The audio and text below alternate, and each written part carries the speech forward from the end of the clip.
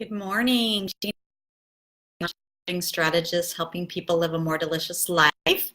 Wanted to take a moment to go live because over the last week, I have received 4 emails from potential clients who stated that their biggest barrier to eating better and becoming healthier is the fact that they hate cooking, which I totally get. And I wanted to address that here and offer some solutions. So, one thing you should know about me is that I actually don't love to cook. I mean, I'll do it, but it's not my favorite pastime for sure. And I know that's pretty surprising because I wrote a book that includes 90, I believe, give or take about 90 recipes. So obviously I had to do a lot of cooking to write that book. And I have come a long way. If you were to talk to my parents, who really encouraged me to cook when I lived in their home, and who have tasted my food over the years, they would tell you that yes, it's not my favorite activity. I've learned a lot, I've gotten a lot better, and it's still not my pride and joy or the way I choose to spend my free time. I know that it is possible to get to a point where you can feel that it is worth it because you are worth it, because your health is worth it. And I also get that not everybody's there and not everybody is going to get there, and that's okay. So when I work with clients, there are strategies that I offer based on meeting them where they are at, and then based on their willingness and what seems realistic, I help them walk forward implementing habits and strategies that will help them be as successful as they can on this health journey. Now, one of the things that I have chosen to do is to see cooking time as a way for me to relax and to be meditative. And so when I'm in my head spinning and saying, oh, this is a drudgery, I hate doing this, I wish I didn't have to do this, yeah, it's a pretty miserable experience. However, as I've been able to reframe my perception of the cooking experience by saying, well, this isn't my most favorite activity. However, I am creating beauty. I'm offering my family something that truly is going to help their body feel better and work better. I can get kind of more into a zone where it becomes more relaxing, where it becomes more of a way to check out of doing work, or a way to check out of doing household chores that I dislike more. And I have begun to tell myself that what I'm doing matters and it's important, and I really appreciate myself for taking the initiative. So that's a beginning step. Whenever you don't like something, if you tell yourself that you hate it, you're going to hate it more. And if you begin to find the little nuggets in it that are offering you something, and of course showing appreciation for yourself that you're doing it, it's not going to seem as such a drudgery. So that is definitely tip number 1.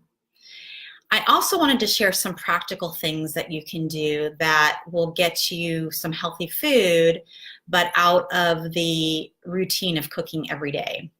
So there are more and more food meal plans that are coming on board, prepackaged meals that you can purchase, and they're getting on board with sourcing well, working with local farmers, being conscious about different people in terms of their eating habits and food sensitivities and that sort of thing.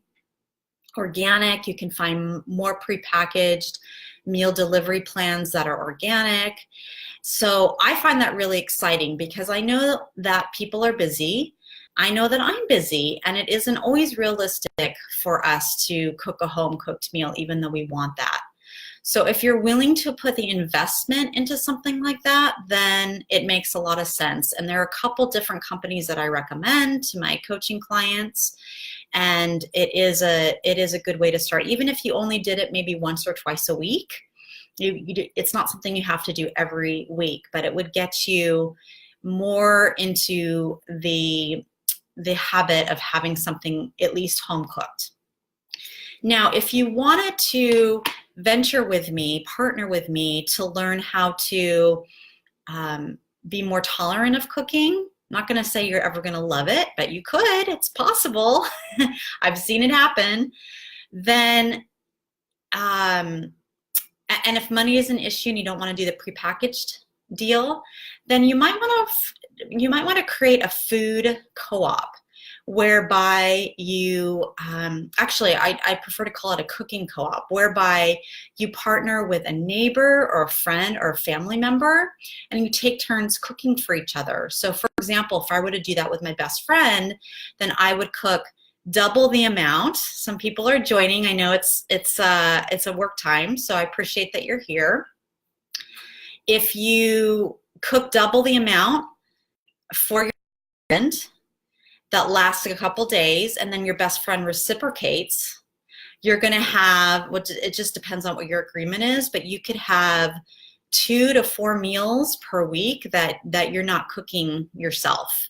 So I've seen that work really well, and there are some intricacies, some delicacies that make it work better. And again, those are some of the things that I talk to my coaching clients about when they're trying to set up their cooking co-op to have the most success possible.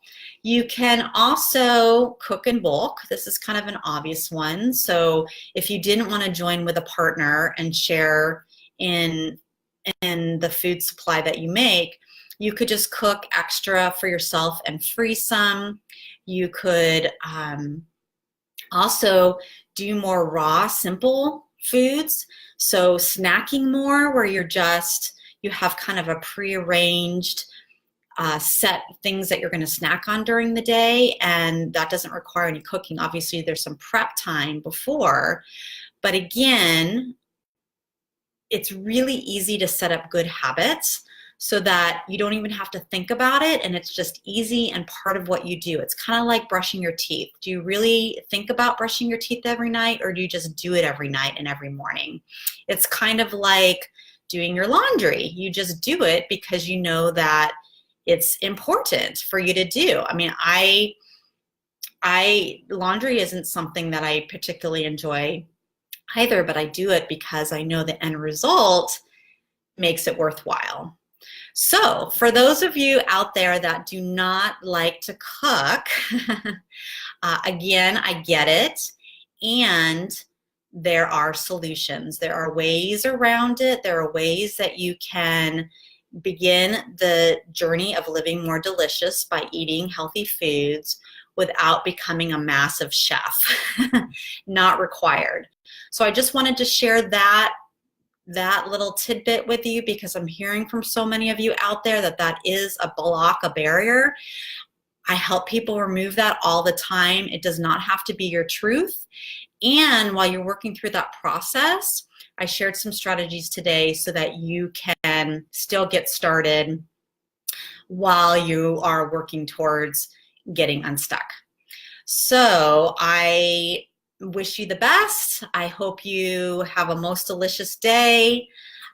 Be free and enjoy the nourishment that you have around you in any way, shape, or form that it's available. Take care.